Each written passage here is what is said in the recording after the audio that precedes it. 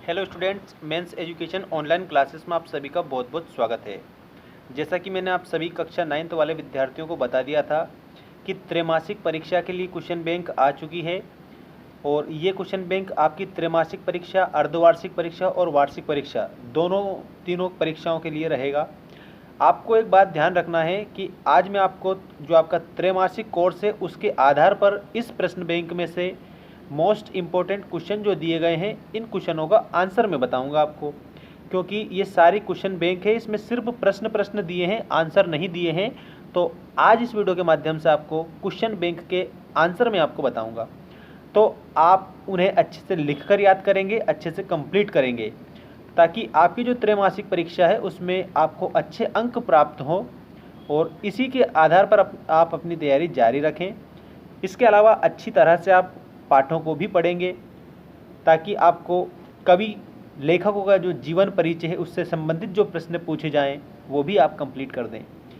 आइए हम स्टार्ट करते हैं कक्षा 9वीं विषय हिंदी प्रश्न बैंक के समस्त मोस्ट इम्पोर्टेंट क्वेश्चनों के उत्तर।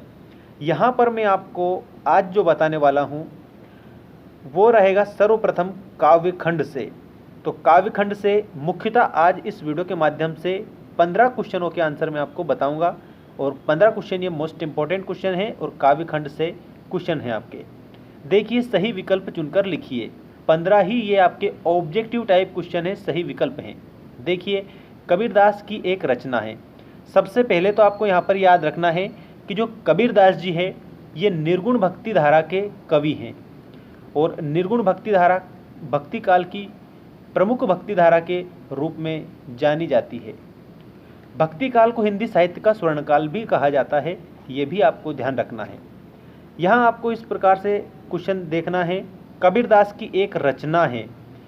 ऑप्शन सुनिए, साकेत, बीजक, कुरुक्षेत्र या यामा।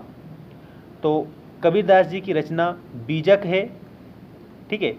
इस बीजक में इनकी 3 रचनाओं को शामिल किया गया है। एक तो है साखी, उसके बाद में एक है सबद और उसके बाद में एक है रमेनी। तो साखी, सबद और रमेनी ये कबीरदास जी की रचनाएं हैं, अर्थात इस प्रश्न के आधार पर आपको बताना है कि इसमें बीजक आएगा, क्योंकि बीजक कबीरदास का रचना ग्रंथ है। रचना ग्रंथ, इस प्रकार से आप इसे ध्यान देंगे।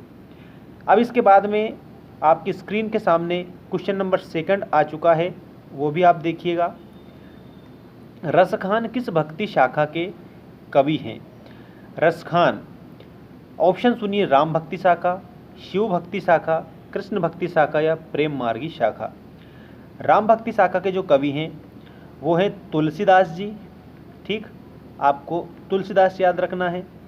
इसके बाद कृष्ण भक्ति शाखा के जो कवि हैं वो मैं यहाँ पर लिख रहा हूँ, मीराबाई, इसके अलावा रसखान, सूरदास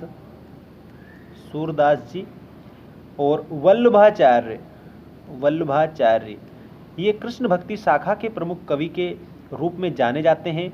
तो यहाँ पर आपसे रसखान की पूछा है, तो रसखान कृष्ण भक्ति शाखा के कवि हैं, अर्थात भगवान कृष्ण की आराधना करने वाले कवि में इनकी गणना होती है। इसके बाद केदी और कोकिला किसकी रचना है? तो यहाँ पर आपको उत्तर में बताना है कि ये माखनलाल चतुर्वेदी जी की रचना है। केदी और कोकिला, माखनलाल चतुर्वेदी, इस प्रकार से आप ध्यान देंगे। तो option number 2 is the correct answer. इसके बाद में नेक्स्ट क्वेश्चन देखें आप, सुमित्रानंदन पंत का जन्म हुआ था। गांव का नाम बताना है आपको।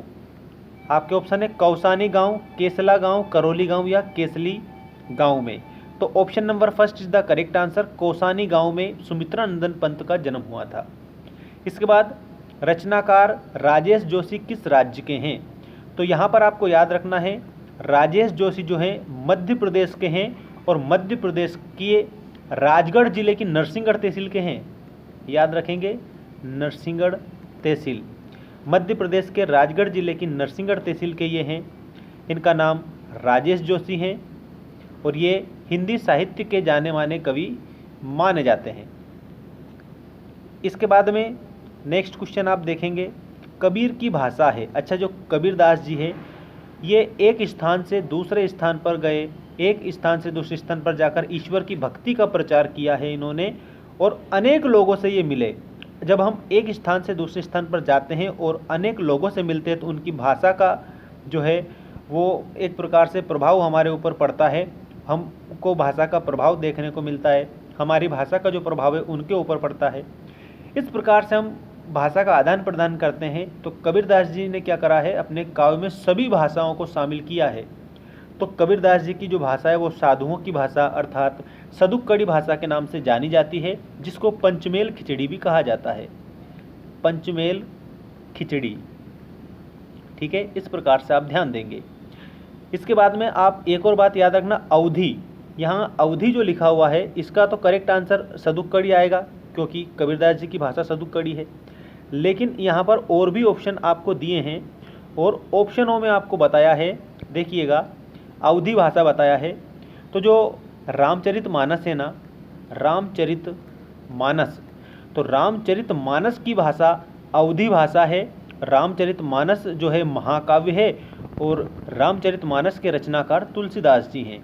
कौन है, तो याद रखेंगे तुलसीदास जी। इसके बाद राजस्थानी, राजस्थानी जो है राजस्थानी भाषा मीराबाई की है। इसके बाद ब्रज भाषा सूरदास जी के काव्य की भाषा है। सूरदास के काव्य की प्रमुख भाषा ब्रज भाषा है। और यहाँ पर सदुक्कड़ी भाषा पूछी है, याद रखना कबीरदास जी की भाषा है सदुक्कड़ी। इसके बाद में नेक्स्ट क्वेश्चन पर आप ध्यान देंगे, छायावाद के प्रमुख कवि हैं। छायावाद के प्रमुख कवि के रूप में किसे जाना जाता है, तो याद रखेंगे 4 कवि हैं, प्रसाद, पंत, निराला और महादेवी वर्मा। प्रसाद, पंत, निराला और महादेवी वर्मा, ठीक है। आपको इस प्रकार से सभी का नाम याद रखना है। प्रसाद, पंत, प्रसाद मतलब जयशंकर प्रसाद, पंत मतलब सुमित्रानंदन पंत, निराला मतलब सूर्यकांत त्रिपाठी निराला और महादेवी वर्मा। महादेवी वर्मा को आधुनिक मीरा के नाम से भी जाना जाता है। आधुनिक मीरा के नाम से किसे जाना जाता है, तो आपको याद रखना है महादेवी वर्मा को आधुनिक मीरा के नाम से जाना जाता है। और ये सभी छायावाद के कवि हैं। छायावाद स्थूल के प्रति सूक्ष्म का विद्रोही छायावाद है, ये डॉक्टर नगेंद्र ने कहा था। मेघ आए रचना है, मेघ आए किसकी रचना है, तो यहाँ पर आपको याद रखना है ये मेघ आए जो रचना है ये सर्वेश्वर दयाल सक्सेना की रचना है, ठीक है। इस प्रकार से आपको ध्यान देना है और सभी क्वेश्चन अच्छे से आप लिखकर याद करेंगे। किसी भी प्रकार का अगर डाउट है तो आप कमेंट करके हमें बता सकते हैं। कमेंट में आप बिल्कुल पूछ सकते हैं हमसे, आपका जवाब बिल्कुल दिया जाएगा और सभी विद्यार्थी अच्छे से पढ़ेंगे। अगला देखिए, वीर गाथा काल का श्रेष्ठ महाकाव्य है। वीर गाथा काल याद रखना हिंदी साहित्य का प्रारंभिक काल है, प्रथम काल है। हिंदी साहित्य का प्रारंभिक काल वीर गाथा काल है और इस वीर गाथा काल को आदिकाल के नाम से भी जाना जाता है। याद रखिएगा, आदिकाल के नाम से भी इसको जाना जाता है। आदिकाल को वीर गाथा काल इसलिए कहा जाता है क्योंकि वीरों की गाथा का वर्णन इसमें किया गया है, अर्थात युद्धों का सजीव चित्रण इसमें किया गया है। और युद्ध अगर कोई करता है तो वो वीर होता है, इसीलिए इस काल को वीर गाथा काल कहा जाता है। वीर गाथा काल का श्रेष्ठ और महाकाव्य जो है ये आपका पृथ्वीराज रासो है। और पृथ्वीराज रासो की जो रचना है वो चंदवरदाई ने की थी। चंदवरदाई आप याद रखेंगे। पृथ्वीराज रासो क्या है, तो हिंदी का प्रथम महाकाव्य भी इसको माना जाता है। इसके बाद में देखिएगा, प्रेम मार्गी शाखा के प्रतिनिधि कवि हैं। प्रेम मार्गी शाखा के प्रतिनिधि कवि कौन हैं, तो यहाँ पर आपको याद रखना है जायसी जी, ठीक है। और जायसी का पूरा नाम अगर पूछा जाए तो आप बताएंगे मलिक मोहम्मद जायसी, मलिक मोहम्मद जायसी। इसके बाद में नेक्स्ट क्वेश्चन, हिंदी साहित्य का सर्वाधिक लोकप्रिय महाकाव्य है। लोकप्रिय का मतलब होता है जन जन को प्रिय लगने वाला, लोक को प्रिय मतलब जनता को प्रिय लगने वाला, समाज को प्रिय लगने वाला। तो हिंदी का जो लोकप्रिय महाकाव्य है वो रामचरितमानस है। याद रखेंगे, हिंदी का प्रमुख महाकाव्य अगर आपसे पूछा जाए तो आप इसमें क्या बताएंगे, रामचरितमानस। और रामचरितमानस की रचना की थी तुलसीदास ने। तुलसी तुलसी सब कहे तुलसी बन की घास, हो गई कृपा राम की तो बन गए तुलसीदास। इसके बाद में स्वर्ण किरण रचना है। स्वर्ण किरण किसकी रचना है, तो यहाँ पर आपको अच्छी तरह से ध्यान देना है, ये आपकी सुमित्रानंदन पंत की रचना है। स्वर्ण किरण सुमित्रानंदन पंत। इसके बाद में नेक्स्ट जो क्वेश्चन है वो मैं आपको बता रहा हूँ, आप अच्छे से ध्यान देंगे। प्रेम वाटिका के रचनाकार हैं, तो प्रेम वाटिका के जो रचनाकार है वो रसखान है। ठीक है। मीराबाई की रचना अगर पूछी जाए तो गीत गोविंद, गोविंद सोरठा, गोविंद टीका। और जायसी, तो जायसी की है पद्मावत, पद्मावत याद रखना, मलिक मोहम्मद जायसी। और कबीरदास जी की साखी सबद रमेनी, और रचना ग्रंथ है बीजक, रचना ग्रंथ बीजक है। ठीक, इस प्रकार से आप इसको ध्यान देंगे। और अब मैं आपको बता रहा हूँ लास्ट क्वेश्चन इस सेशन का, हिंदी साहित्य का स्वर्ण युग माना जाता है, हिंदी साहित्य का स्वर्ण युग माना जाता है भक्ति काल को, हिंदी साहित्य का स्वर्ण युग भक्ति काल को माना जाता है। अच्छा, ये 14वां क्वेश्चन रह गया, इसको बताता हूँ। वात्सल्य रस के जो सम्राट हैं वो आपके सूरदास जी हैं। सूरदास वात्सल्य रस के सम्राट हैं। वात्सल्य रस कहाँ पर पाया जाता है? तो माता पिता अपने पुत्र या पुत्री को जो प्रेम देते हैं वहाँ पर वात्सल्य रस पाया जाता है। और वात्सल्य रस का स्थायी भाव वत्सल या स्नेह होता है, वत्सल या स्नेह होता है। वात्सल्य रस का स्थायी भाव वत्सल या स्नेह। तो आपको ये मैंने मोस्ट क्वेश्चंस बताए हैं, मतलब इम्पोर्टेंट क्वेश्चन हैं आपके ये, और प्रश्न बैंक में दे रखे हैं, आपके सिलेबस के अकॉर्डिंग है। इनको आप पढ़ के अपनी तैयारी करें। किसी भी प्रकार का डाउट है तो आप कमेंट करके पूछ सकते हैं। Thanks for watching, take care all of you.